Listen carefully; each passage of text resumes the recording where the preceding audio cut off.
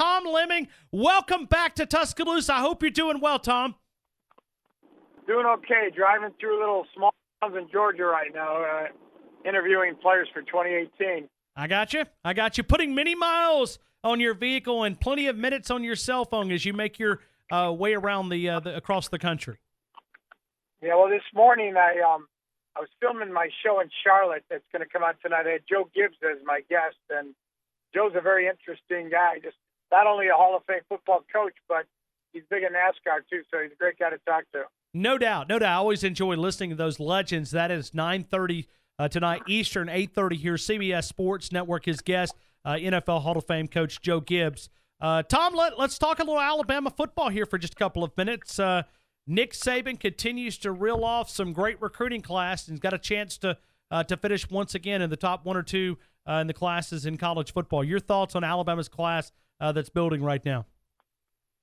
Yeah, a couple months ago I didn't think anybody was going to catch Ohio State, but Alabama's caught them, and they still have some surprises left between now and a week from Wednesday. So I think it's just business as usual at Alabama. They've and you can't be surprised because I just heard you mention Nick is attention to detail is fantastic, but also his aggressiveness in recruiting, his perseverance, and knowledge is what makes him stand apart from just about every other coach in the country. What does he do different on the recruiting trail that is so successful that leads him to this success? I don't think there's any great mystery. He outworks everyone, and he's it's a 365-day a year business for him. Sometimes even longer than that, because I've been sitting with coaches when high school coaches with their player when Coach Saban calls and asks to have the coach have the player call him at a certain time. Sophomore, junior, even. Just smart recruiting, and it's hard work. When he got to Alabama, I remember his first year after he lost to Louisiana Monroe, Alabama fans were upset, and I remember telling them at the quarterback club luncheon in Birmingham that give him a couple of years, he'll be in the national title line. 2 years later, he actually won the national title, and he's gone on to be one of the greatest streaks, if not the greatest streak in college football history. Tom, you've been in this business a long time. Is he the greatest recruiter you've ever covered? Yes, better than Pete Carroll, better than Phil Fulmer, Mac Brown, Barry Switzer, the guys that I knew were great recruiting head coaches. Urban Meyer is fantastic, but I don't think anyone can match Nick Saban, particularly when you have the combination of coach-recruiter, because I don't think there's been a better college coach, maybe, in my opinion, since Amos Alonzo Stagg, if anybody would remember who he is, because he had a great record down at the University of Chicago, but over 100 years ago. So I think in modern times, I don't think anyone can match Nick Saban. We look back at that 2008 recruiting class. Julio Jones was part of that. Guys like Barrett Jones, some Marcel Darius was a part of that. You look at that recruiting class because it's easy now to commit at Alabama, but 2008, he was selling something about a future. You look back at that 2008 as the foundation of this dynasty that Alabama's on. Dante Hightower playing in the Super Bowl. Tons of great players in that 2008 class. Oh, without a doubt. I remember going to see, and Julio, everyone in the country wanted him. I'd gone down to Foley to see him a couple times, once at a track meet and then once talking to him. And every school had their contacts working them. It seemed like every school in the country, too. And Nick Saban, I think, just really outworked all the other head coaches in getting them and laying the foundation for what now is a little bit easier for them to recruit because their reputation is through the roof. I was been the last couple of weeks recruiting going after the top players in Carolina and Georgia, talking to them. And now the two schools that seem to stand out are Alabama and Clemson. A year ago was Alabama and Ohio State. The one constant over the past several years has been Alabama. The other one's always changed. Clemson because they won the national title. Ohio State because they had won it a couple of years ago, a few years ago when Urban first got there. But like I said, the one constant is Alabama. They're always in the top three of almost every single top prospect in the country. And it happened about 10 years ago when Pete Carroll was at USC, but not this consistently. Tua Tagovailoa, 6'1" quarterback, dual threat there out of St. Louis High School there in Honolulu, Hawaii. What does he bring to the table, in your opinion? Smarts, athletic ability. We sent our camera crew. When I go out to Hawaii every 3 years, so I'd seen Marcus Mariota a few years ago. He was a little bit taller. Similar traits, though. He's confident. He's athletic. He's a great personality type kid, and he just brings a good live arm. That's one of the top two programs in Hawaii, along with Kahuku, and they're always consistently in the championship race. And so Tua, I knew Tua actually is a grade school ball player because Doris Sullivan, who runs the Athletic Association out there, brought him out to meet me. So I knew he was a prospect back then, and he loves football and has really developed really into the best player in Hawaii and one of the premier quarterbacks in the country. You hear people talking about he doesn't go up against the competition that other schools. Do you buy into that? I mean, what is the competition like there in Hawaii? It's pretty good. They said that about Marcus Mariota, come from the same school too. So I wouldn't. But they, you could say that about Peyton Manning when he came out of Isidore Newman in New Orleans, the competition level, or Herschel Walker in Wrightsville, Georgia, guys that I interviewed in high school.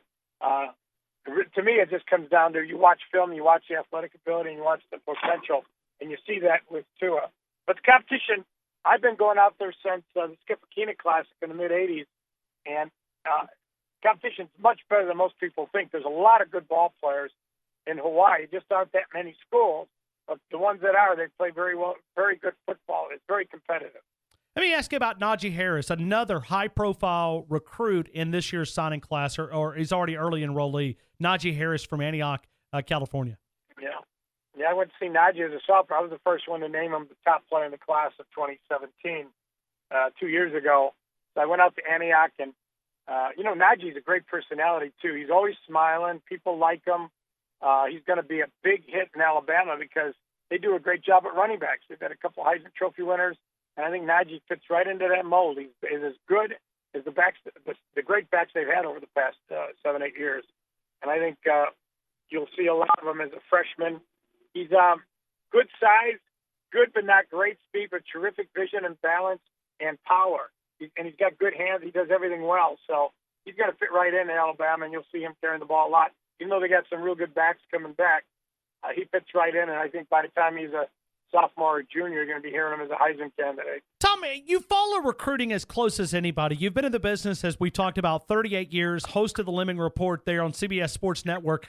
How do these guys continue to go to Alabama when there's a stockpile of talent and knowing that they're going to have to beat out a couple of more 5-stars to get playing time? How do these guys continue to come to Tuscaloosa?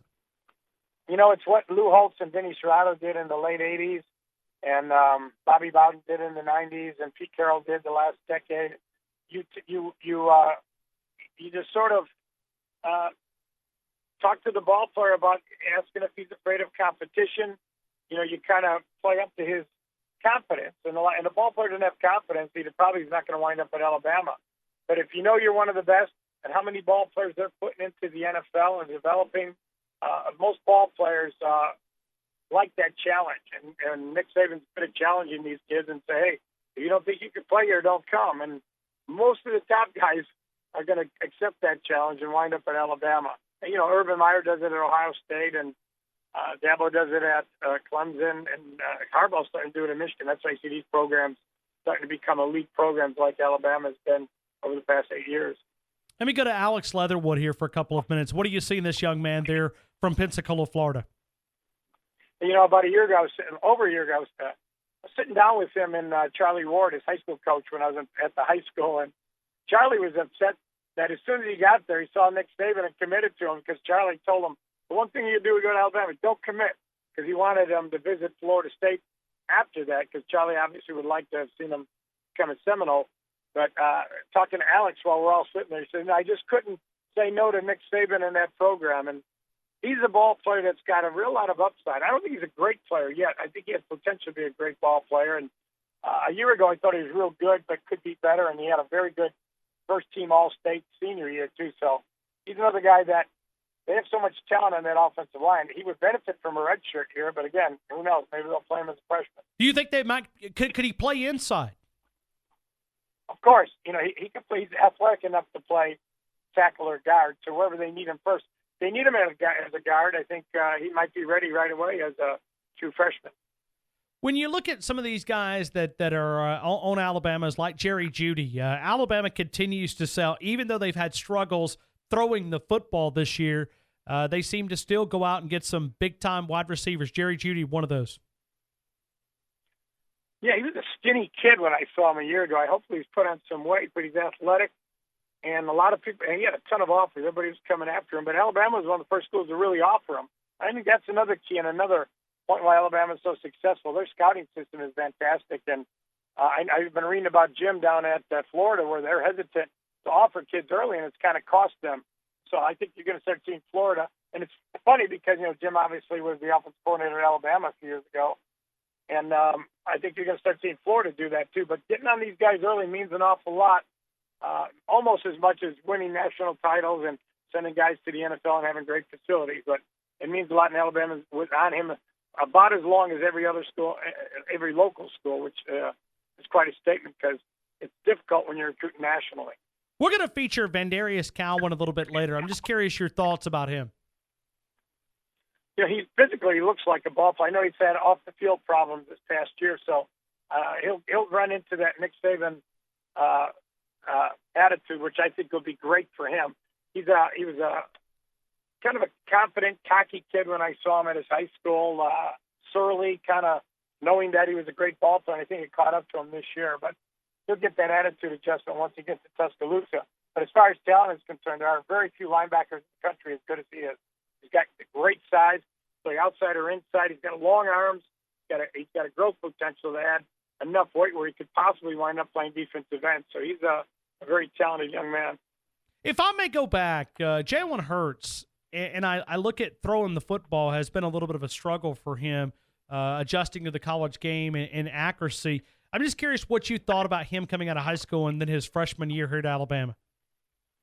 I gave Jalen 4 stars. I remember well over a year ago now, he came and met me at North Shore High School in Galena in Houston, and we watched some of his film with the new North Shore coach, Coach K, and they loved him, athletic-wise. He wasn't a polished passer in high school either. So I think it just, coming in as a freshman is a tough task. Alabama fans have jumped down his throat for the national title game, which is mind-boggling to me because the kid had a fantastic freshman year. But again, he's got to develop a little bit more as a passer, and I'm sure he's going to do that. He's got 3 more years to go. Is Sark a guy that you've been covering a long time? I mean, people say he's the quarterback whisperer. Would you agree with that as your talent evaluator? I used to have all the guys meet at the Coliseum when Pete Carroll was head coach, so Pete would set things up for me. And Steve was his right-hand man, more so than Lane Kiffin was. And that's why it was kind of surprising. Lane does get a lot of publicity, but Steve was the go-to guy to Pete. I noticed that whenever they talked, Lane was a little bit quieter at that time, and Steve really got Pete's attention and was the guy that I thought was going to take over right when Pete left. And it happened that Lane got the job. But, yes, I do believe that Steve is one of the premier offensive coordinator-type guys in the country. Someday will wind up being a head coach again, too. But he's I knew him a little bit when he was at BYU as a player, along with Savita and some of the other BYU guys, and people there had nothing but great things to say about him. So I do think that they're not going to skip a beat with him as offensive coordinator this coming year. Alabama needs defensive line. 2 guys that are on the target there, Aubrey Solomon, LeBrian Ray. Your thoughts on the possibility of landing those guys here in Tuscaloosa 9 days away from National Signing Day? I had just talked to Aubrey yesterday because we mentioned him on our show today because Jim Harbaugh was in the go-karts with him, trying to win him back. Remember he had committed to Michigan, and then Michigan sent him a thank you card and how much they loved having him up in Ann Arbor for their barbecue in August, even though he didn't go. So he was offended. They spelled his name wrong, and they didn't even know that he wasn't there, so he decommitted. And Alabama kind of moved in along with Georgia. I think Alabama's still in the driver's seat unless Harbaugh, with the go-kart racing, really won his heart over. So we'll have to wait and see. These coaches doing these sleepovers and all these shenanigans. Your thoughts, I don't know if you're an old school guy, but I'm having a little hard time adjusting to some of this stuff. I'm an old school guy, but guys used to do that in the past. Here's a story. 1980, I was my top player in Chicago was a running back named Alvin Ross out of Aurora, Illinois, a suburb. And back in 1980, the head coaches were the guys that go sign the super players. So Alvin, being one of the top 2 or 3 running backs in the country, had Barry Switzer, Bo Schembechler, Mike White at Illinois, and Hayden Fry at Iowa, waiting to see who was going to get him on signing day. So here comes Wednesday morning. All the coaches pull up close to 8 a.m. to wait outside the door. 8 o'clock comes along, they're knocking on the door. The guy who answers the door is Barry Switzer, who had slept overnight in the house. The mother let him sleep overnight, signed the kid at 8 o'clock, and walked out with Elvin Ross's signature. So they've done shenanigans probably since Knute Rockne. I don't think it's anything new. And since it's legal, I say, more power to him if it could help land the ball player. Harbaugh actually did get that kicker last year after joining him in his treehouse at his house. So, final question for Tom Lemming as we finish up our conversation here. Are you in favor of the early signing period? Yeah, I certainly am. I think there has to be a stipulation that if you do have an early signing period, the ball player signs you, if the head coach is gone by November or December, then those ball players are free to look around again. I think that should be the stipulation, because why hold a kid accountable to a school that no longer has the coaching staff that he originally signed with? So I do think if they put that stipulation in, I think you're protecting the young man as well as protecting the coaches. And I think they should spend a lot more time protecting the prospect than they do the coach.